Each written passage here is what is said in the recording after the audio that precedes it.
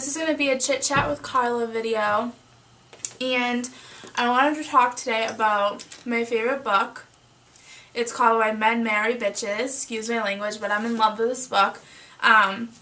It's by Argov, and it says A Woman's Guide to Winning a Man's Heart. The book looks like this. I got mine at Barnes & Noble. She just gives you like tips on how to make a guy fall in love with you and how to not just be a booty call, basically. And in the back of the book, she has, it's called Sherry's Relationship Principles, and I thought they were all interesting, and I just wanted to share them all with you and talk about each one a little bit. Relationship principle number 1 says, in romance, there's nothing more attractive to a man than a woman who has dignity and pride in who she is. And I definitely agree with that relationship principle, because no matter who you're with, you should always have dignity and pride who you are anyways. It doesn't matter if you're with a man or not. You should love yourself and have pride in who you are and not change for anyone, and to always be yourself. So I think if you're like that way, then men will just be attracted to you automatically, because looks aren't everything in a relationship. Relationship principle number 3. He doesn't marry the woman who is perfect. He marries a woman who is interesting. Which is very true. No girl is perfect, and no perfect girl is real. There's no such thing as a perfect girl. There's no such thing as a perfect person.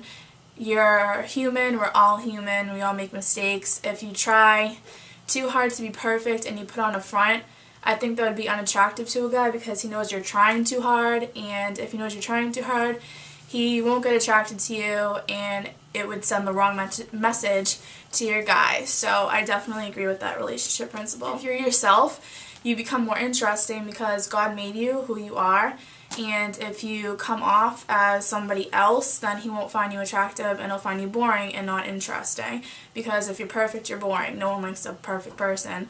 You don't want to be fake, you want to be real, you want to be you. Relationship principle number 4. When a woman is trying too hard, a man will usually test to see how hard she's willing to work for it. He'll start throwing relationship freebies just to see how hard she'll run and how high she'll jump, which is true.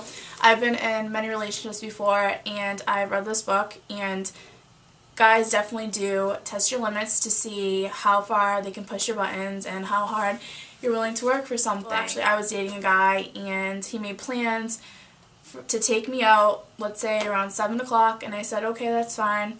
He was at work when he told me when he got home from work, he would get ready, and he would call me, and he would be at my house. So, I got ready, I took a shower, did my hair, did my makeup, picked out my outfit, got all dolled up because I knew I was going to go out, and then I called him because it was past 7 o'clock, and apparently he fell asleep, and he wanted to still pick me up around 8 o'clock, 8:30, and I stood my ground, and I was like, no, we made plans to go out at 7, you overslept, that's your fault, that's your problem, so we're going to have to reschedule for another night. You don't ever want to let a guy think that he has you in the palm of his hand, he can do whatever he wants. Hence this relationship principle, to see how much you'll work for it. That's not a good thing. You want to stand your ground, you want to believe in who you are, and you don't want to do anything and everything for your man, because that's sending the wrong message. Relationship principle number 5. Don't believe what anyone tells you about yourself, which is true. When it comes to real life people and when it comes to men, if you have a boyfriend who makes fun of you and calls you names, first of all, if it's a joke, don't be a bitch. Just laugh along, learn to laugh at his jokes that he makes about you. But there comes a point when he can cross the line, he can be mean about it and disrespectful, and that's when you have to stand up for yourself and say something about that. There's been many times where one of my ex-boyfriends would make fun of me and call me names, but he was joking about it, and I learned to laugh along with it, just so he knew that he couldn't piss me off that way. Relationship principle number 6, men see how you dress and then make assumptions about your relationship potential, which is very true. Whenever you go on a date, you want to dress sexy, but you don't want to have too much cleavage. You don't want your dress or your skirt to be too short. You don't want to come off as looking like a slut, because that would be a bad thing. You want to be sexy, of course. You want to look good, but there's a line you don't cross, because if you go out with a mini skirt and a shirt with cleavage showing, your boobs are hanging out, your ass is hanging out, that's just sending the wrong message, and he's gonna be thinking, wow, this girl is easy, and how many guys has she been with? Relationship principle number 8. When he sees you scantily dressed, he is not reminded of how great you look naked. He immediately thinks of all the other men you've slept with. And this is very true. Like I said before, when you go on a date and you're more covered up, like you just have a nice top on without any cleavage, and you have a dress on but it's a long dress, or a skirt but it's a long skirt, you still look sexy, but you're still covering your body and you're still respecting yourself and having that respect for yourself. A guy, his mind will wonder, like, what does she look like naked? Like, how many guys has she slept with? She's not just like every other girl who goes out to the club and wears the short dresses and the short skirts and they have their cleavage showing. Like, it's a mystery to him, and he wants to know what you look like with no clothes on, and he automatically thinks what you look like naked. So that relationship principle is very true. Relationship principle number 9. Every guy knows he can find a girl who is simply satisfied with satisfying him. They are more turned on by a woman who cares about her own pleasure as well. This relationship principle is true because you don't always want to satisfy your man. Like, that wouldn't be a good thing if you're always striving to be perfect for him and pleasing him and pleasuring him. You, as a woman, should care about yourself, and you should want your man to please you and to pleasure you as well, not just you pleasuring him, because he knows that he can find any girl out there that would just be satisfying with pleasing and pleasuring him.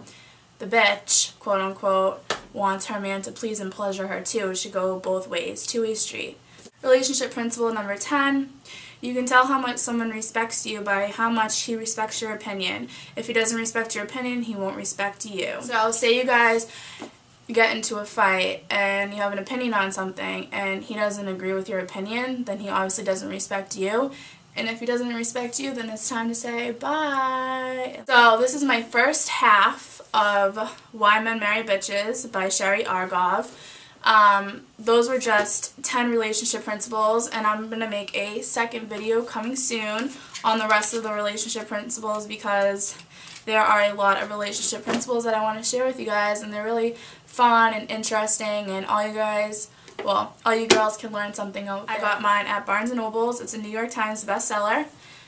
The cover looks like this, and I love this book. I have both books. You can either get Why Men Marry Bitches, or you can get Why Men Date Bitches. They're both amazing. I'm obsessed with them. It's definitely worth the read. You do learn a lot of things. And this book has, let's see how many pages. Hold on. 225 pages, and I seriously read this whole book in one night because it was so interesting. I learned so much new things that I didn't learn before, and it really does help you if you're entering into a new relationship or if you want to fix the relationship that you're in. So if I had to rate this book 1 through 10, I would definitely give it a 11.5 because it's just simply amazing. At the end of the book, there's this little quote thingy that's really cute, which is right there, and I want to read it to you. It says, "Once upon a time there was a princess. Along came a prince who asked her if she liked to ride on his white horse. She said, 'I'd like to take a ride on your horse, but I can't right now because I'm a little busy getting on my own horse. Go right off into the sunset without me, and I'll catch up with you a little later.' Suddenly, the prince is dumbfounded. He's never heard anything like this before. Something clicks inside him, and it starts a fire within him that he can't put out because she doesn't need him. And then he says, 'I have to be with her for the rest of my life.'" And when she says, "Why Men Marry Bitches," it's not like you being a bitch as in being rude. It's like a bitch, meaning you have respect and dignity and pride in who you are. I hope you guys all enjoyed this Chit Chat with Carla video. And if you did, please go subscribe to my channel. Mwah! Bye, guys!